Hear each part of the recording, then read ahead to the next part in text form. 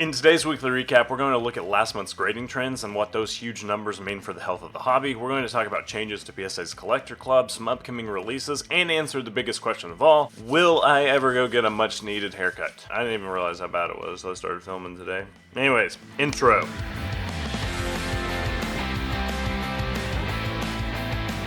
So real quick before we dive into the CardLines stories this week, I just went down to my basement to get some packing material for the eBay sales today, and I am 99% sure I saw an apparition, and I don't even believe in ghosts, but I'm honestly about to say forget the sports card route, I'm going to become a paranormal investigator. So instead of talking about immaculate basketball in the next video, I'm probably just going to be finding a ghost. And I'm not even trying to set up some kind of joke either. That would require being funny. Anyways, CardLines had a lot of stories this week. Some of them were pretty noteworthy things.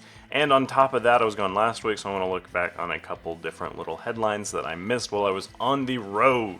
So we're going to start with this because this is a very exciting story. March was one of the biggest months for sports card grading we've ever had. There were more cards graded in March than any month ever, according to Jim Wright and the different folks that we pull the reports from. These are great monthly stories where we always break down different grading categories, such as sport, and top sets that are graded, top players, top grading companies, the volume, how the sports change month to month. I'm not necessarily a numbers cruncher, but I do love to analyze numbers once they've been crunched, so they're great stories for people like me.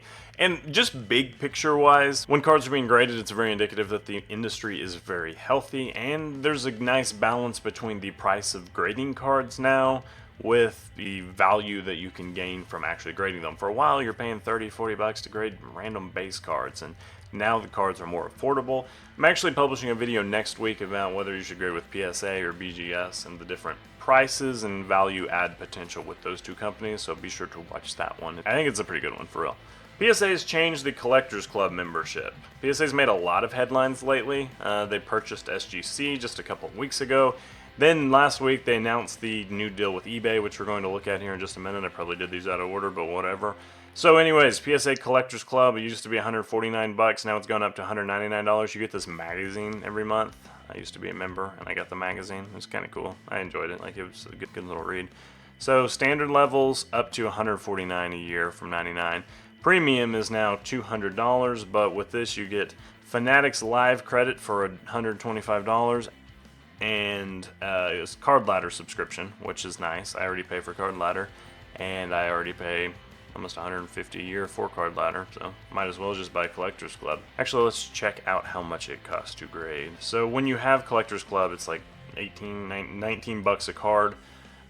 If you get the subgrades for sports cards, and if you don't, the same is going to cost you $25, so there's like a $6 difference. So at surface level, paying $150 for it, and it's $6 each, you need to grade about 30 cards to offset the value. So, and if you grade a lot, then that would probably be a good opportunity.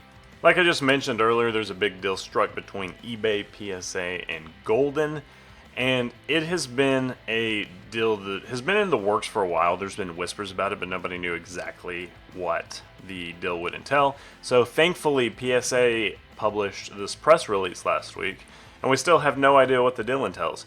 I'm kind of joking, but it is very vague. So what we do know is that PSA is taking over the eBay Vault system. We also know that Golden Auctions is being transferred from Collectors, which is PSA's parent company, to eBay. So there's going to be some more probably high-end cards listed on eBay through Golden. So not 100% sure what that looks like. There's definitely some issues. There's some red flags.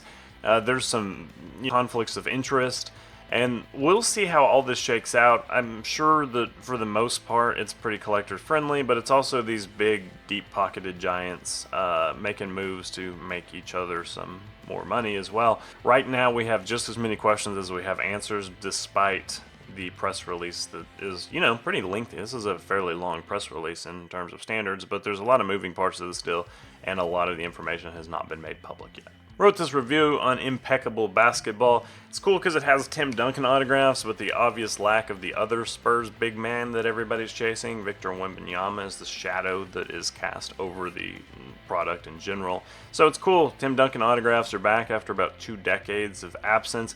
This is not actually, I don't think I think Crown Royal was the first product, or Royale, whatever it is, the first product to include Tim Duncan autographs, but they're really being featured, it seems like, in part of the Impeccable set. But without Wembanyama cards, if these boxes are going to be asking the $2,000 that I suspect they will, we don't have pre-release prices, but that's kind of where I'm estimating that they land. So if they're asking $2,000, I just don't think they're worth messing with.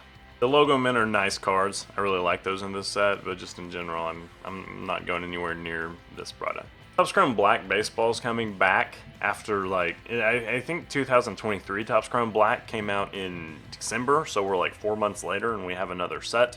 So it's an early taste of Chrome this year. You get 4 cards per box, 1 single pack.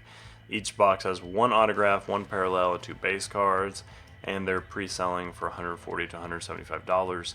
So it's high risk, especially when you only have 1 autograph, so you need a really nice autograph or a really nice parallel. Just don't know if these cards are really worth messing with too much, but if you want to roll the dice, you can see that this year's comps are at as high as anything of the previous years have been, so who knows if their numbers don't look like they're friendly long-term investments.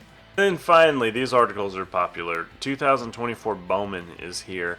So we have some rookies that we know are included. Dominguez, Caminero, Ellie De La Cruz, Yamamoto, Evan Carter has a ton of rookie cards at this point.